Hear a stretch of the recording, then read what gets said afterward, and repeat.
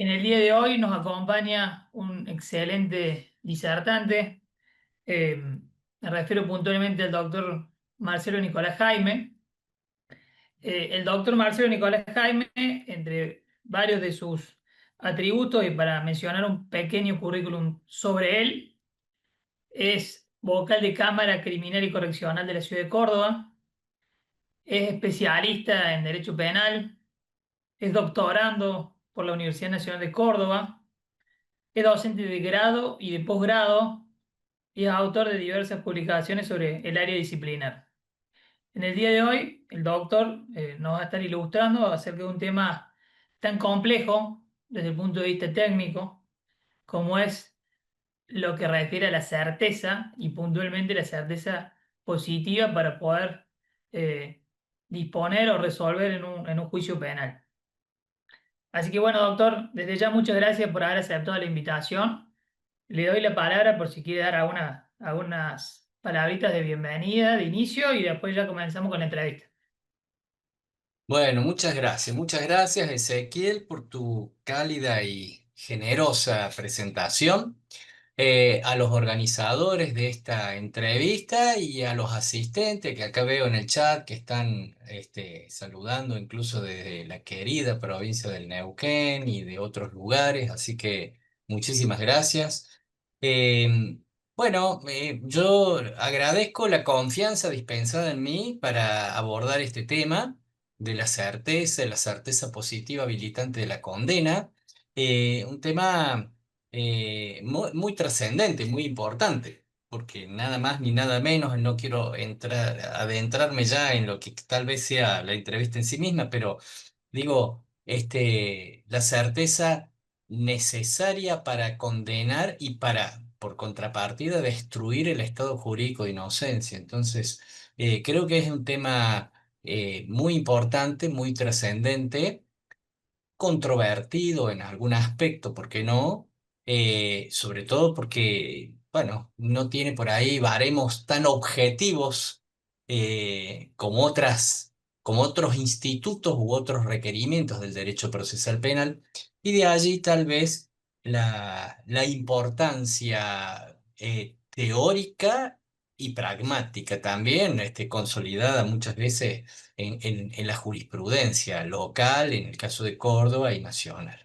Así que, bueno, no, nada, eso a modo de introducción, querido Ezequiel, era eso lo que quería manifestar y agradecer la presencia de todos ustedes. Bueno, doctor, muchas gracias y también hacemos extensivo el saludo a todos los asistentes que nos acompañan ya hace más de 5 años que estamos en este ciclo de entrevistas y como siempre decimos, lo bueno y provechoso que es un ciclo de entrevistas bien federal donde siempre nos acompañan personas de distintas partes del país. Así que eso lo hace más entretenido aún.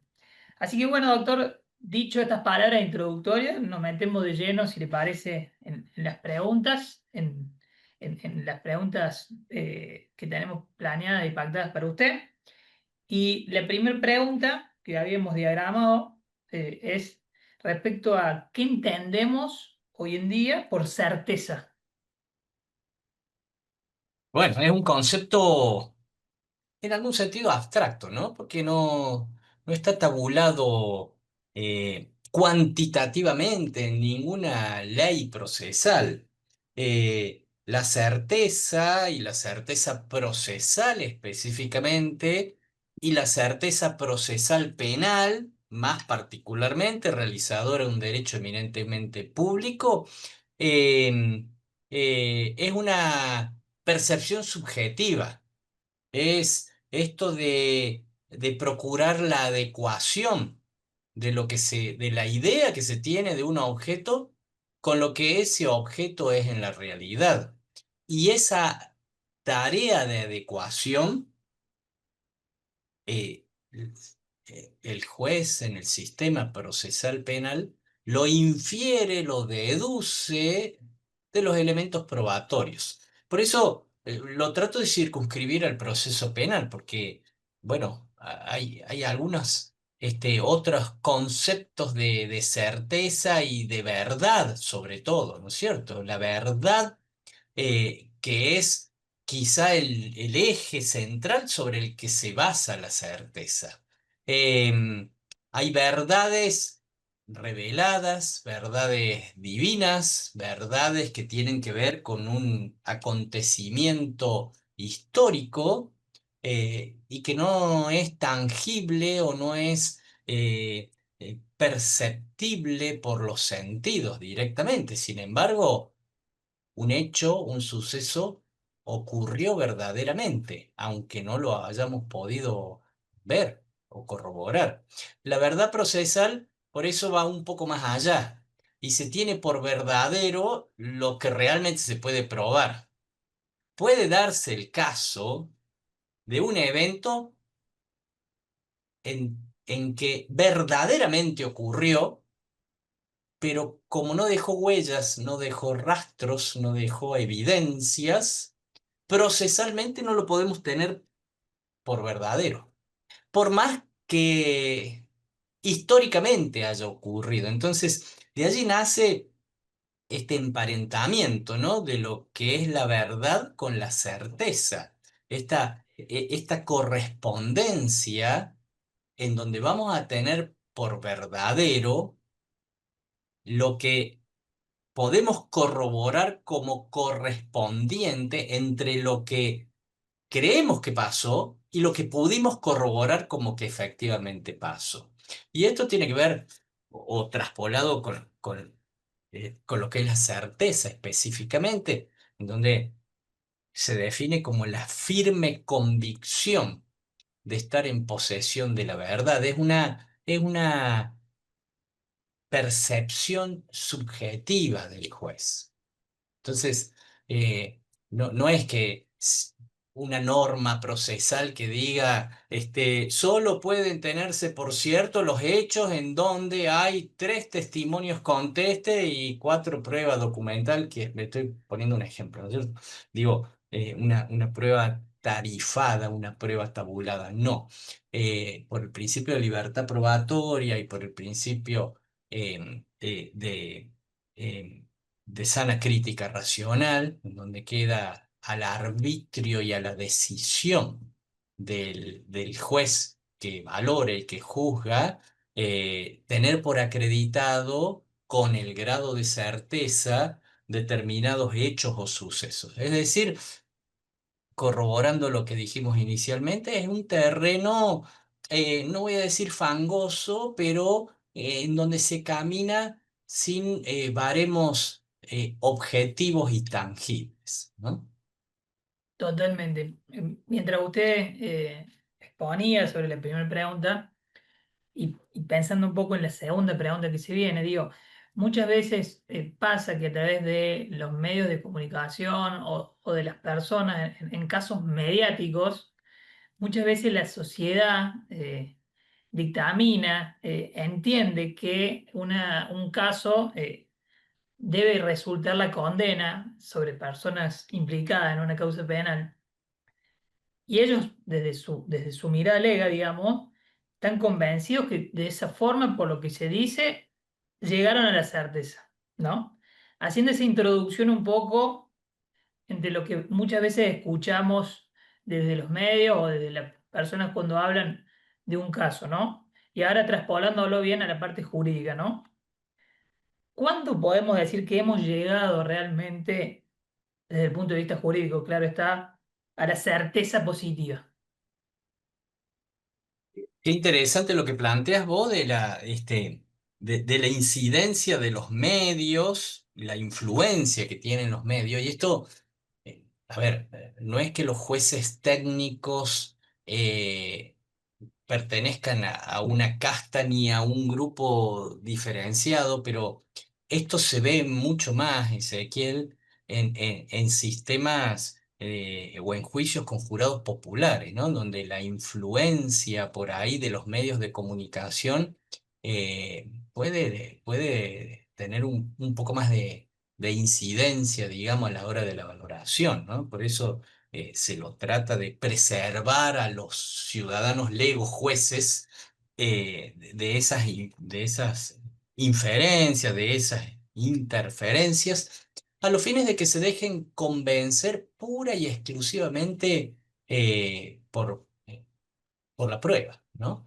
Eh, pero más allá de que el que valore y el que juzgue sea un juez técnico o un juez lego, el estándar o el concepto, la definición de certeza positiva es lo mismo, digamos, ¿no? Se habla de certeza positiva cuando hay elementos probatorios, incriminatorios, que no dejan lugar a duda acerca de la existencia de un hecho, de una circunstancia y de la participación punible del imputado en ese hecho, ¿no? Por eso, y se define como la firme convicción de la posesión de la verdad en ese caso.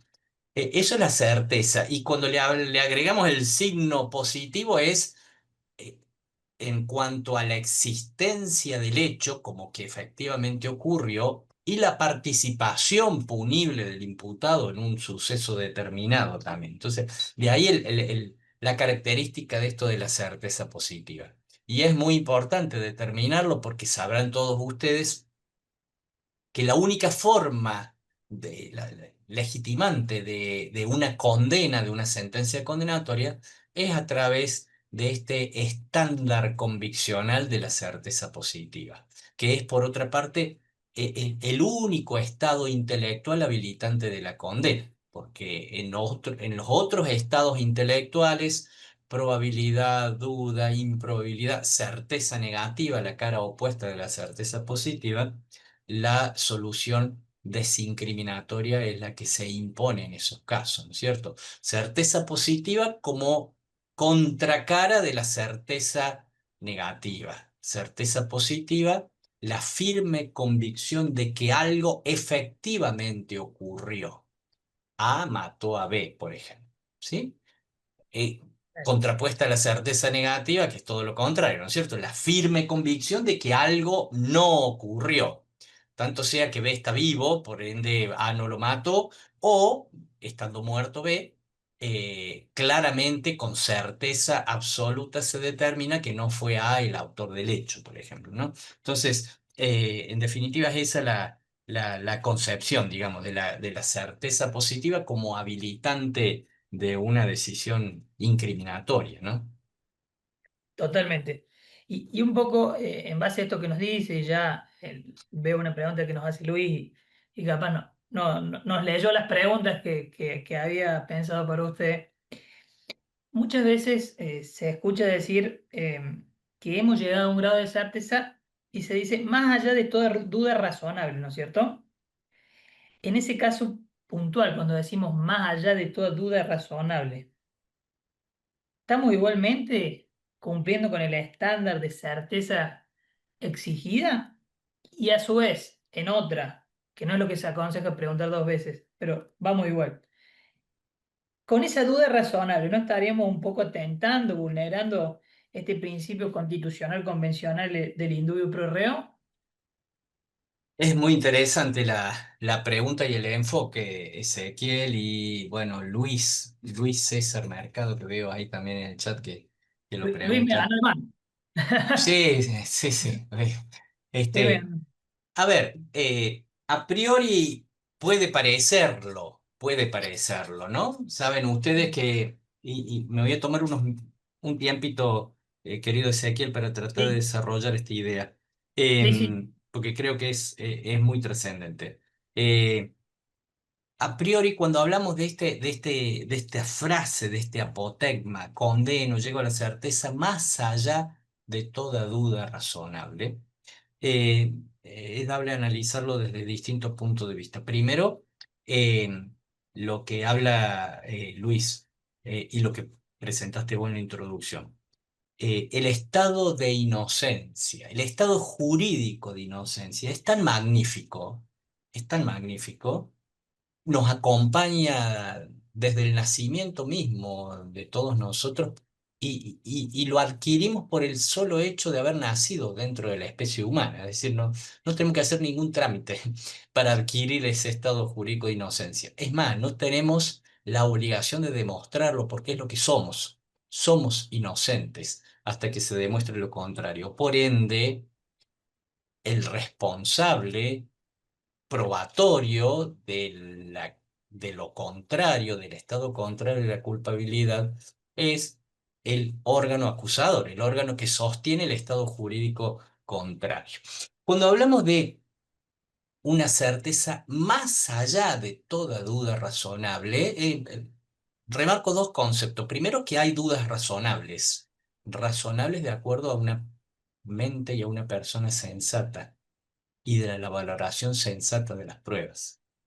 Y segundo, lo que dice este apotegma no es que se condene con la duda, sino más allá de toda duda razonable. Es decir, la duda está superada, y esta superación a veces viene significada eh, o implica que para que una persona pueda ser declarada culpable de un delito, la evidencia que presenta la acusación debe ser tan convincente, tan concluyente, que no debe dejar lugar a dudas razonables sobre la culpabilidad en la mente de una persona sensata, de una persona racional. Eh, lo que se quiere significar con ello es que no se trata de eliminar cualquier duda posible, sino de aquellas dudas que surgirían de la consideración cuidadosa y sensata que se hacen de las pruebas que se presentan.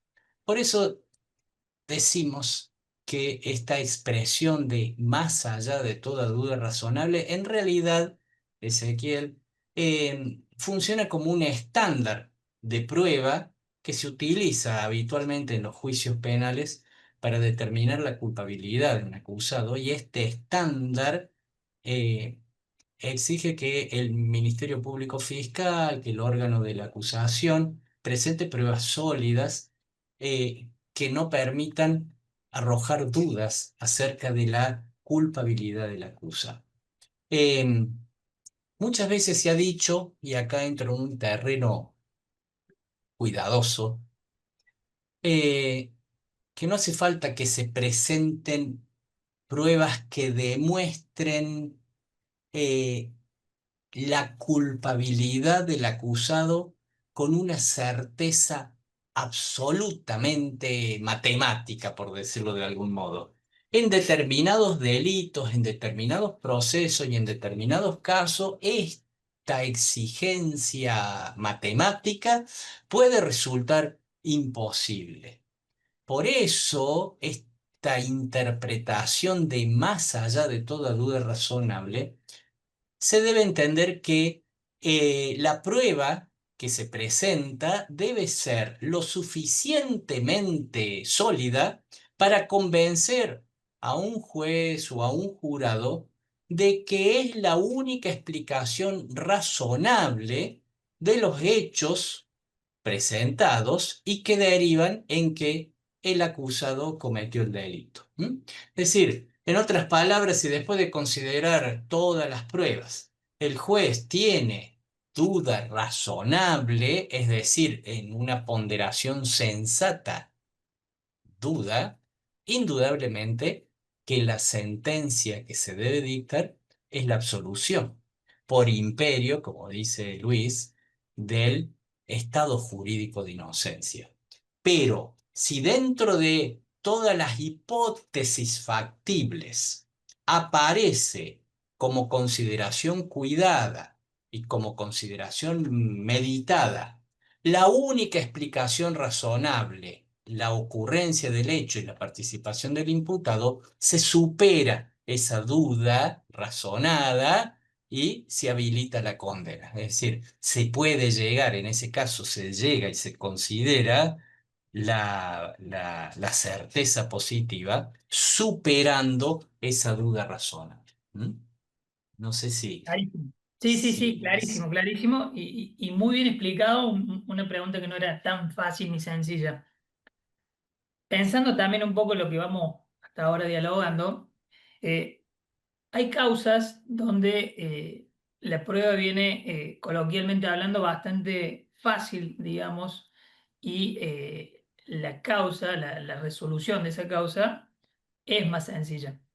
Pero hay causas que se tornan un poco más complicadas de resolver porque las pruebas no son tan contundentes, pero sí contamos con varios indicios, los cuales entre sí son unívocos, es decir, no son anfibológicos. En esos casos podemos decir, y es realmente así, que también cuando los indicios son unívocos, hemos adquirido ese estándar de certeza. Bueno, la prueba indiciaria, la prueba presuncional e indiciaria, pero particularmente la indiciaria es prueba. Es prueba indirecta, sí, es prueba indirecta, pero es prueba. Lo que pasa es que en determinados hechos la prueba directa a veces no abunda.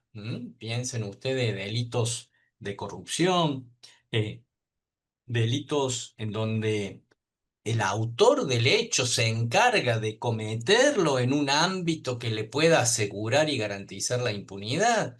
Los delitos contra la integridad sexual, digamos, generalmente no son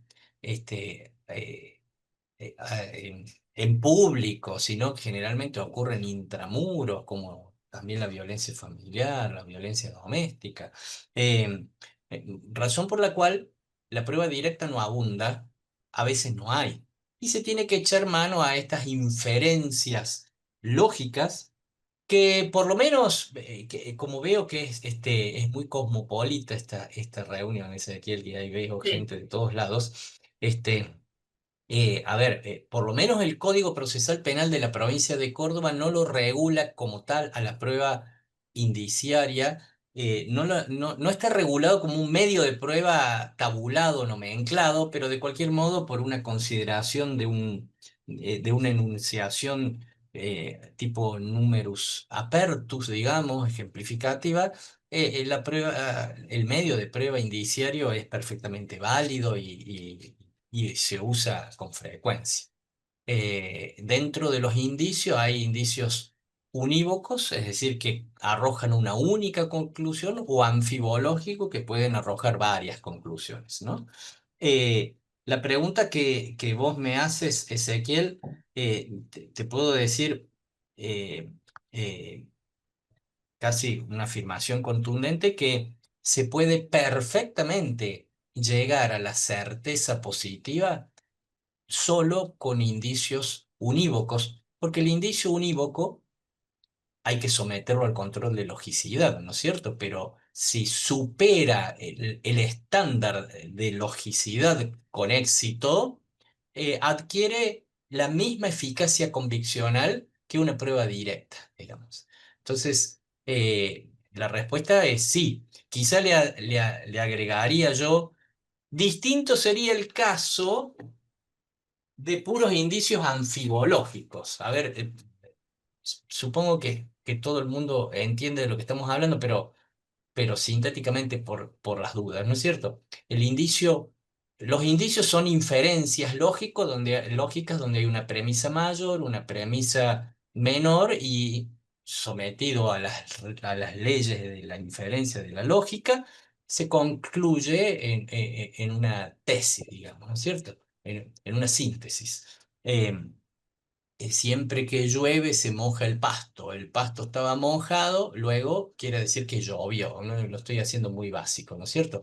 El indicio unívoco es cuando la derivación es única y no existe ni admite otra conclusión, ¿no es cierto? Lo que ocurre con los disparos de arma de fuego, el proceso de combustión de la pólvora deja en la mano del disparador una mezcla de componentes químicos, plomo, bario y antimonio, que si están presentes esos tres componentes en la mano del disparador, es un indicio unívoco que disparo, ¿no es cierto? Si yo tengo sospecha de que Ezequiel disparó o no disparó un arma de fuego, le hago este dermotest, genéricamente hablando, ¿no es cierto? Se le extraen muestras epiteliares de la mano hábil, y si se encuentra plomo, bario y antimonio, es porque Ezequiel disparó. Aunque nadie lo haya visto, aunque nadie lo haya escuchado, aunque nadie le haya secuestrado el arma, esa trilogía de componentes químicos es un indicio que no admite otra explicación, ¿sí?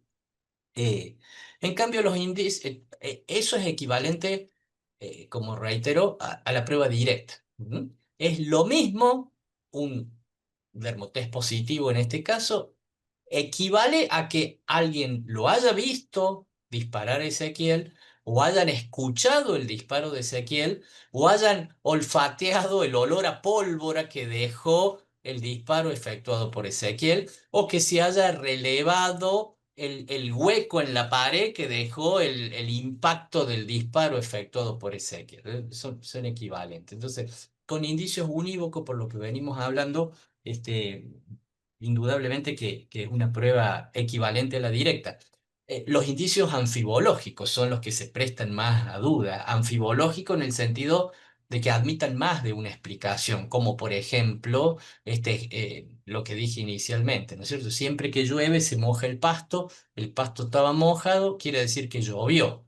Pero todos sabemos que a veces el pasto se moja eh, por otros motivos. ¿M? Porque se activaron los aspersores, el riesgo por aspersión y moja el pasto. Entonces, el pasto estaba mojado, pudo haber sido que llovió o pudo haber sido que hubo un riego, o que se rebalsó la pileta y se derramó el agua, o que se rompió un caño y por eso se mojó el pasto. Es decir, bueno, ven ustedes que la conclusión admite más de una explicación. Entonces, allí sí la valoración individual de cada indicio anfibológico te va a impedir llegar a la certeza, ¿no es cierto? Si yo analizo un indicio anfibológico, como admite más de una explicación, difícilmente pueda llegar a la certeza positiva.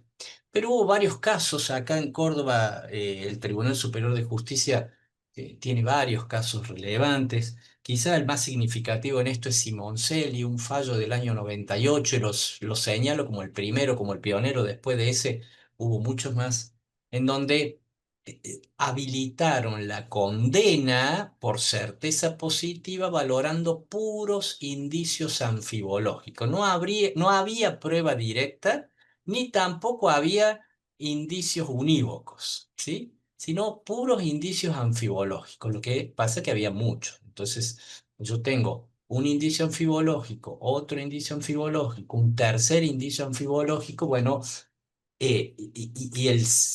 y quizá lo que le da legitimidad a una condena con indicios anfibológicos sea que haya más de uno, primero, y que se haga una valoración conjunta, una valoración no fragmentaria ni separada, sino precisamente atada o cosida convenientemente, ¿sí? Yo puedo ir dándole, y esto es un dicho popular, ¿no es cierto? Puedo ir dándole distintos características de un elemento, de una circunstancia, y a medida de que se va achicando, a medida que voy incorporando más elementos, el espectro de consideración se va achicando, ¿no es cierto? Si yo le digo a ustedes, piensen en un animal, ¿sí? ¿Todos Sí, pensaron en un animal? Sí. sí, Ese animal tiene cuatro patas. Ya excluimos a todos los animales de dos patas, ¿sí? O de 100 patas, para no dejarlo afuera al 100 pies. Que no tiene alas, eh,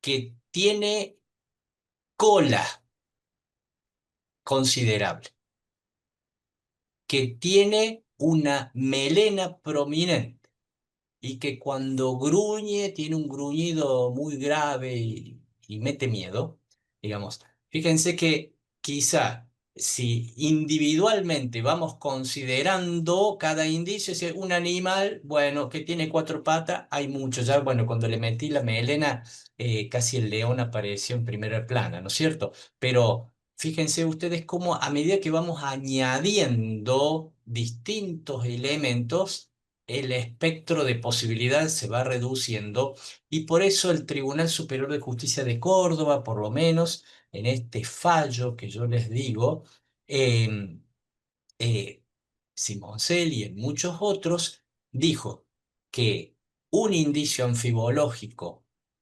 no aporta certeza.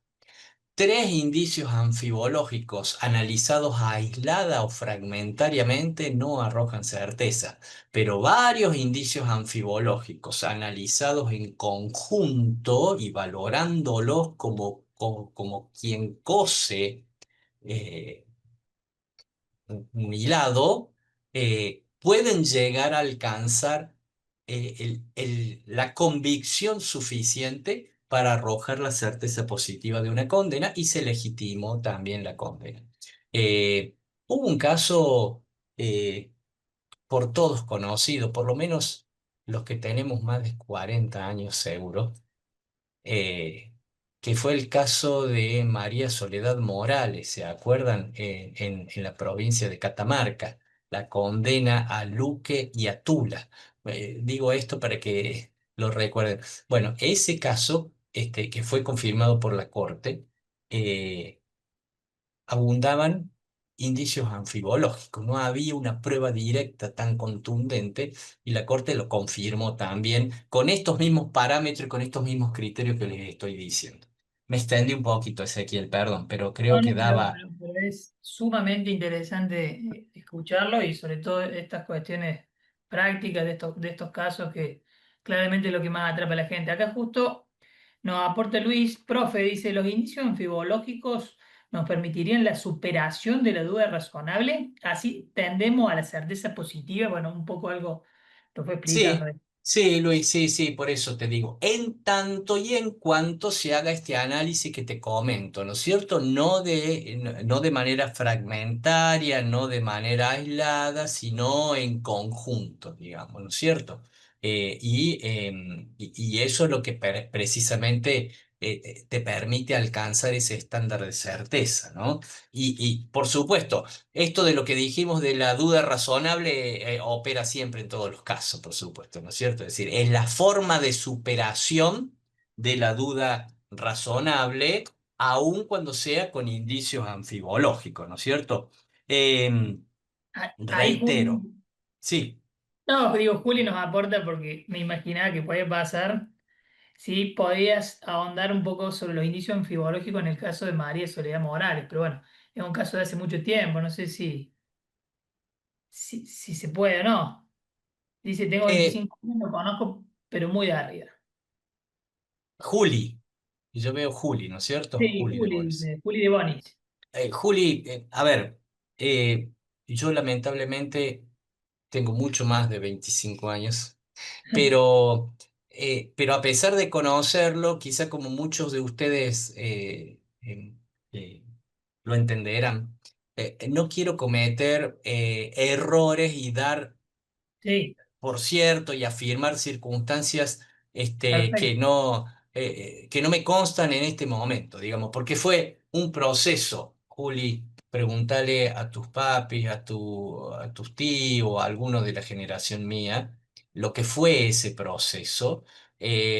Fueron dos procesos, inició uno, ¿se acuerdan? Se declaró nulo, se volvió a hacer un segundo juicio, fue muy mediático, fue en la década del 90, es decir, pasó hace mucho tiempo. Gustó mucho, No sí, quiero sí. dar, no quiero hacer afirmaciones que puedan conducir a un error debido a mi desconocimiento. Es decir, conozco el caso, conozco las circunstancias que rodearon el caso, que los que son de mi generación, todos lo conocemos porque no somos ajenos, pero ahora ya puntualmente cada uno, Moisés, Moisés Ahí justo, Carran, vos sos de Catamarca, Moisés, sí, justo Moisés eh, pregunta y dice, el análisis de esos indicios debe ser de algún modo orientados a ser interpretados con un sentido, lograr la certeza, o tiene que resultar de modo natural, pregunta Moisés. A ver, el análisis de esos indicios debe ser de algún modo orientado a ser. No, no, no, Moisés, debe surgir naturalmente, digamos, no, no está bien de que se fuercen interpretaciones pura y exclusivamente para llegar a para acreditar la certeza. Quizá las partes tiendan a eso, ¿no es cierto? A ver, me pongo, un querellante particular que busca la condena, tal vez tenga una visión procesalmente partiva, digamos, y presente y exalte la prueba que más le convenga a su postura de parte, ¿no es cierto? Como la defensa va a hacer lo propio. Los que ejercen la profesión y han sido defensores van a resaltar y van a poner de relieve los elementos probatorios desincriminatorios antes que los incriminatorios, y esas son las reglas de juego procesales, digamos, ¿no es cierto?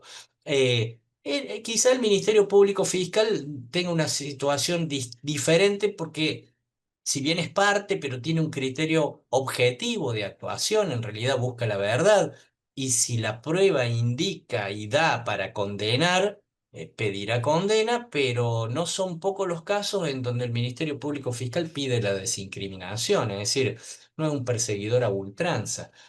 Por eso, para responderte, Moisés, creo que no sé si la afirmación es resultar de modo natural, sino hacer esta valoración conjunta y armónica, no segmentada o fragmentaria, y dejarse convencer, los jueces, dejarse convencer por lo que la prueba indica. Si la prueba indica y te convence que hay certeza positiva, será una condena, y si no llegas a ese estándar conviccional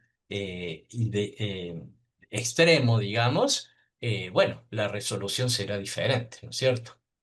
Eh, y Moisés también, perdón, ese estoy leyendo, justo es de Catamarca, digamos, ¿no es cierto? O Sí, sea justo de que Catamarca. por eso, más, habiendo un catamarqueño en la sala, bueno, Sí, sí, puedo, sí. puedo decir, Juli, alguna cosa y que Moisés me diga que no y con razón, producto de mi desconocimiento. Así que eh, no puedo No, ahondar pero más, Juli, por quedó dos súper. motivos. Por mi ignorancia, primero, por mi desconocimiento, y quiero ser responsable y no transmitir como verdaderas circunstancias que no me constan. Así que te pido disculpas por eso. Doctor, bueno, la verdad que estamos llegando ya al final, la verdad que ha abordado toda la temática, una temática que es compleja, que capaz parece prima facie sencilla, pero es sumamente compleja y es difícil de explicarla. Así que bueno, agradecerle a usted por la generosidad, porque sé de sus compromisos múltiples académicos y que nos haya aceptado la invitación, para nosotros es muy gratificante, y más por todo lo que nos brindó, por todos los conocimientos que nos aportó, e inclusive los casos que nos mencionó. Así que le dejo los últimos minutos para una reflexión final que quiera decirnos. Bueno, no, acá, perdón ese, porque me Sí, quedé enganchado con el chat.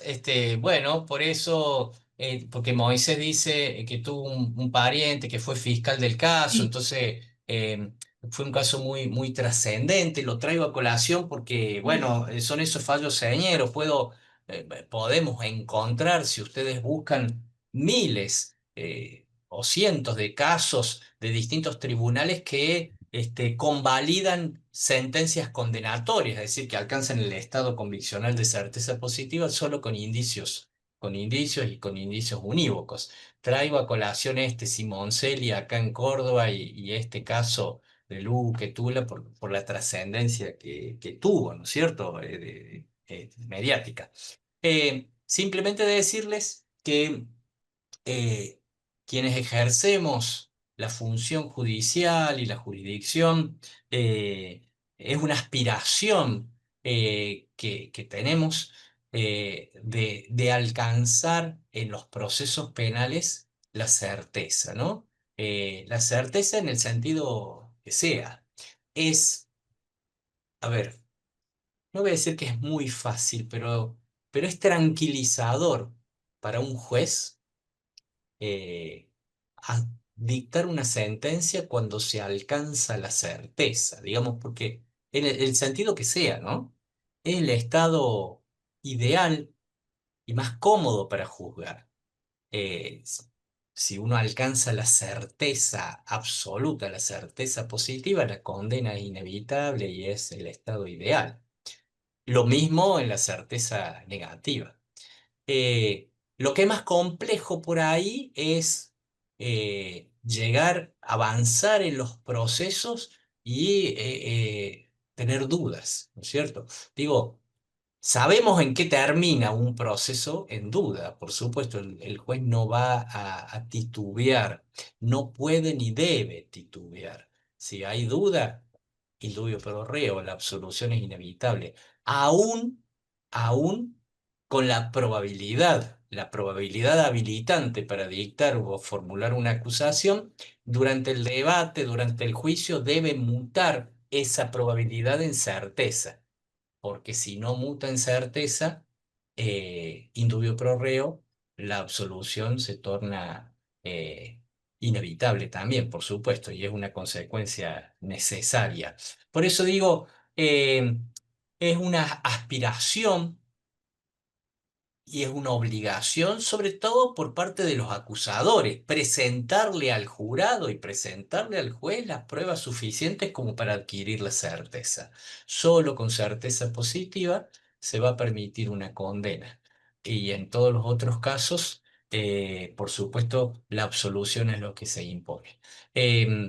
Es luego lo que se generalmente se puede controlar, son muchos los motivos de recurso, ¿no es cierto?, que se pueden interponer frente a una decisión de condena, pero particularmente el estándar conviccional, la eficacia conviccional de la prueba, es lo que generalmente los defensores de los condenados impugnan y con razón muchas veces, y esos son precisamente las circunstancias que los tribunales de alzada, los tribunales ADCUEM, analizan a la hora de resolver un recurso para ver si precisamente ese estándar conviccional de certeza positiva habilitante de una condena se alcanzó en el caso concreto. Es un tema álgido, ríspido, pero muy interesante para profundizar y para analizar in extenso. ¿Mm? Muchísimas gracias, doctor. Vuelvo a reiterar y repetir por la calidez de su disertación, por transmitirnos su experiencia en el ejercicio de la jurisdicción y por habernos compartido también elementos muy significativos para todos. Simplemente para cerrar, algunos mensajes que le deja a la gente. Excelente disertación del doctor Jaime. Gracias a Microjuris por el contacto. Saludos de Mendoza. Nos aporta el doctor Daniel Siso. Ahí dejamos el link de asistencia para los que quieran completarlo. Lo propio Mercedes Victoria dice, excelente disertación, saludos desde Corrientes.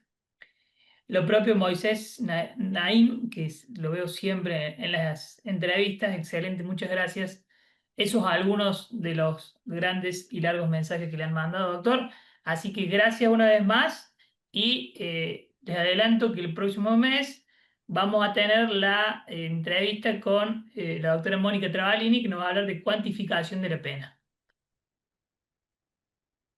Bueno, yo les agradezco mucho, Ezequiel, a los organizadores de estas entrevistas, de este evento, y me gratifica mucho porque yo generalmente doy clases, pero siempre acá a nivel local, así que para mí hablar y que haya personas que me están escuchando, a ver si los recuerdo, de Neuquén, de Posadas, de Corrientes, de Catamarca este federalismo de microjuris lo celebro especialmente. Les agradezco mucho la invitación, les agradezco mucho la presencia y estoy siempre a disposición de ustedes. Muchísimas gracias y gracias, Ezequiel. Te mando un fuerte abrazo.